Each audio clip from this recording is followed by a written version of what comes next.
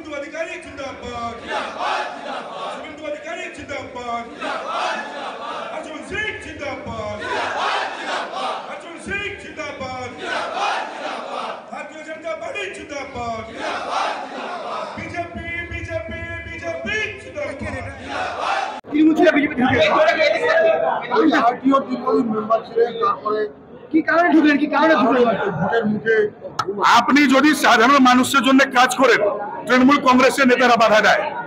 আমি রোজগার মেলা করি সেই রোজগার মেলা বেরোর রাস্তা থেকে খুলে দেয় তৃণমূলের নেতারা।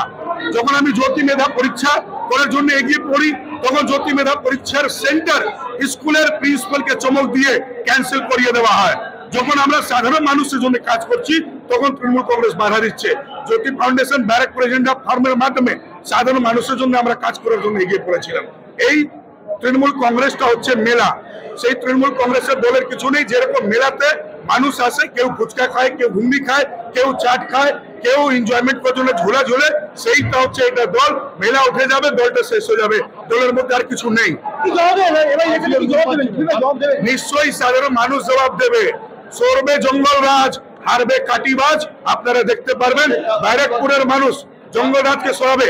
সন্দেশখালীতে যে জুনিয়র শেখ শাহজাহান, যে সিনিয়র শেখ শাহজাহান এখানে ব্যারাকপুরে আছে, সেই শেখ শাহজাহানকে এখানকার ব্যারাকপুরের মানুষ শেষ করে হারিয়ে তাকে প্যাভিলিয়ন পাঠাবে। আমরা বলতে পারি যে আমরা সন্দেশখালী আর হতে দেব না। তাই ব্যারাকপুরকে আমরা জঙ্গলরাজ হতে দেব না, সন্দেশখালী রকম হতে দেব না। সরবে জঙ্গলরাজ, হারবে কাটিবাজ। যে শেখ শাহজাহানকে জন্ম দিয়েছে, যে শেখ শাহজাহানকে গাইড করেছে, যে শেখ শাহজাহান বড় ভাই বড় শেখ শাহজাহান আছে, সেই হচ্ছে এখানকার তৃণমূল কংগ্রেসের প্রত্যাশী, সেই হচ্ছে কাটিবাজ। তৃণমূল কংগ্রেসের একটা নেতা কার্যকর্তারা জানে কি সেই সব থেকে বড় কাটিবাজ।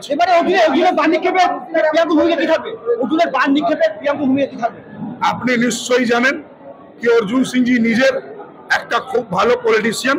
আমাদের ব্যারাকপুরের বুকে আজকে দিনেও পাবলিক মধ্যে সব থেকে বড় নাম, পাবলিকের মধ্যে যদি কোনো পলিটিশিয়ান আছে সেটা হচ্ছে অর্জুন সিং। আজকে ভারতীয় জনতা পার্টি আবার ওনাকে একটা নির্দেশ করেছে। আমি বুক খুলে বলতে পারি সাধারণ মানুষের সব থেকে বেশি আস্থা অর্জুন সিং এর প্রতি আছে।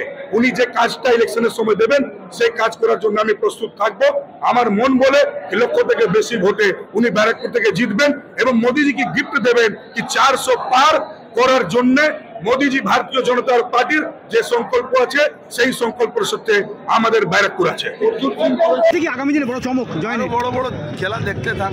আস্তে আস্তে উড়ে চলে যাবে ব্যারাকপুরে যে ঝড় শুরু করেছেন, উড়ে চলে গেছে।